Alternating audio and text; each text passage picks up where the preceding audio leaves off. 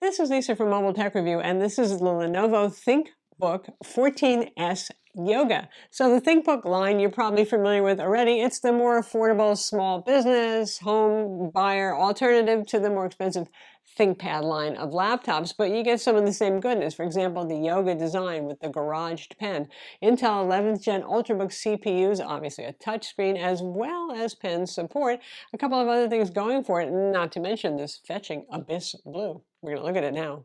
All right, despite the scary name, that Abyss Blue is actually a fairly muted and pretty blue, and that ThinkBook has that kind of two-tone thing going on with the ThinkBook logo there having a more of a matte look, but it's also available in mineral gray in case Abyss Blue is not your thing. So more affordable alternative to the Lenovo ThinkPad X1 Yoga, for example, which is quite an expensive piece, but is also slimmer and lighter. In fact, this one's a little heavier than average for a 14-inch convertible. It's about 3.5 pounds, which is 1.5 kilograms. So you'll feel the extra weight.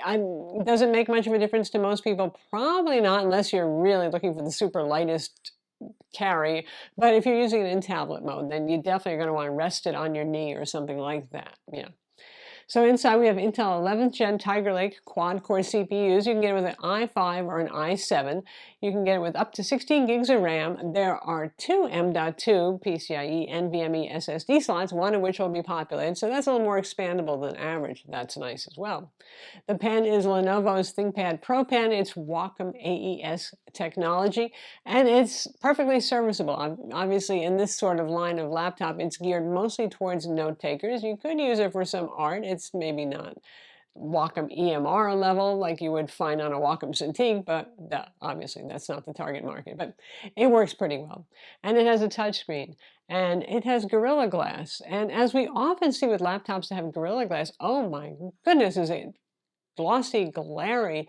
It looks sort of like a window pane in front of your display. You know, that's the unfortunate thing about it. But it is more durable as a result.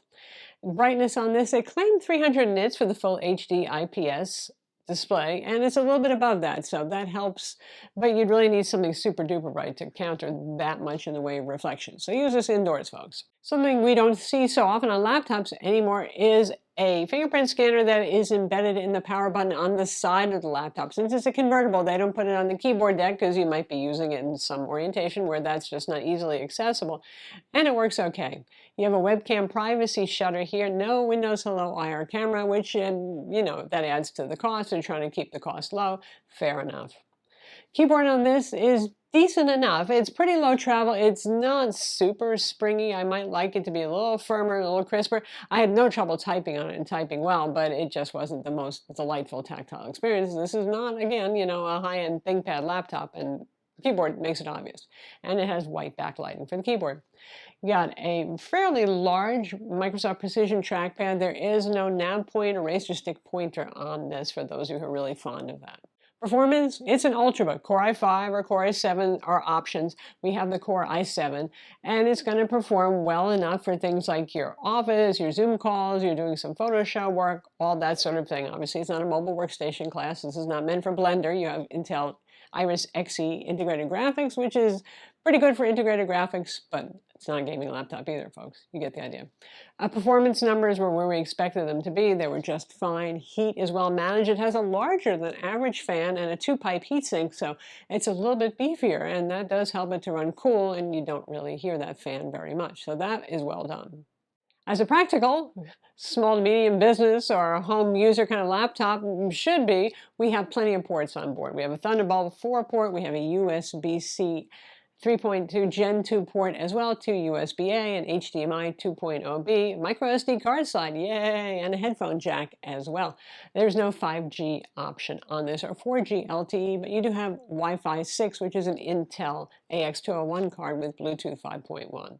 This has two 2-watt Harman branded speakers, and they are louder than average for a 14-inch laptop, certainly, but despite that, they still manage to sound a little bit like somebody speaking down the hallway, if you know what I mean. A little muffled and a little tinny, so loud, yes. Great quality, not so much. You have 2 microphones on board and your average 720p webcam as well.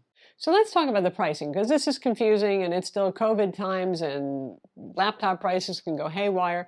When this first launched, it was supposed to be closer to the $1,000 mark. Currently, it's like $1,350 to $1,650 on Lenovo's website. But if you look around at other retailers, which I strongly suggest you do if you don't want to spend that much money, Staples has the base Core i5 with 8 gigs of RAM and a 256 gig SSD for around $950.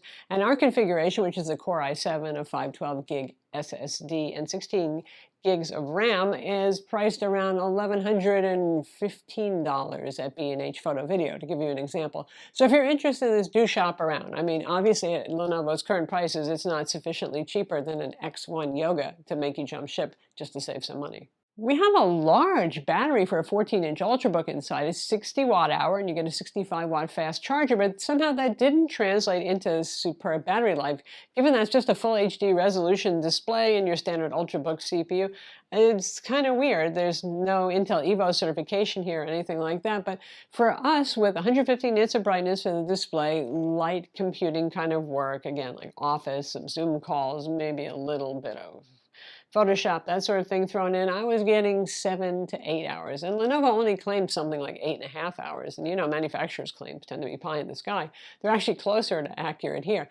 So obviously with more aggressive power management, you might get better battery mileage, but also if you're doing more heavy tasks, then you might get worse. So it's okay, not great when it comes to battery life, despite that chunky battery. When it comes to expandability, we'll take a look at the internals in a moment, but kudos to Lenovo for at least giving us one RAM slot. It has 8 gigs soldered on board, and you can put a standard DDR4 SO-DIMM into the DIMM slot if you want to bring it up to dual channel or to increase the amount of memory. And we have 2 rather than 1 M.2 SSD slot.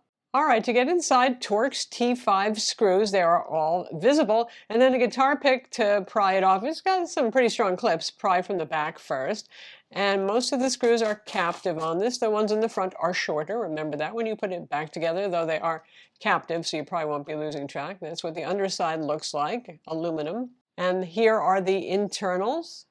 60 watt hour battery right here, our speakers flanking on the sides.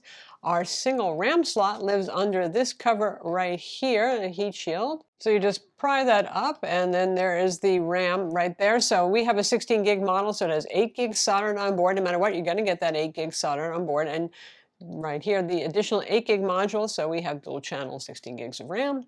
Here's our Wi-Fi card, Intel AX201, so Wi-Fi 6 card. There is no 4G, 5G option on this more Soho-oriented model versus the ThinkPad line. Pretty good cooler with 2 heat pipes over here and a fairly large fan, which is surprising given this is your standard Ultrabook with Intel Iris Xe graphics, but we never say no to more cooling.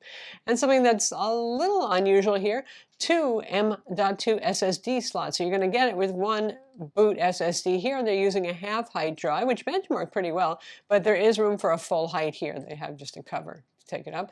And then there's a second slot right here. So if you wanted to put in a second SSD, you could do that. Nice. So that's the Lenovo ThinkBook 14S Yoga. So it's a convertible that's well-built, sturdy, aluminum casing, all the things you'd expect from Lenovo, which is the garage pen, pretty good software for security and all that sort of thing. The pricing is really going to be key in where you find it, because obviously this is something that you're going to buy because you don't want to spend the money on the thinner, lighter, sexier models, right? So at retailers, it's a go. If you're buying from Lenovo and you're going to spend $1,500 or more on this, then it might be a tougher sell. I'm Lisa from Mobile Tech Review. Be sure to subscribe to our YouTube channel for more cool tech videos, and thumbs up if you like this vid.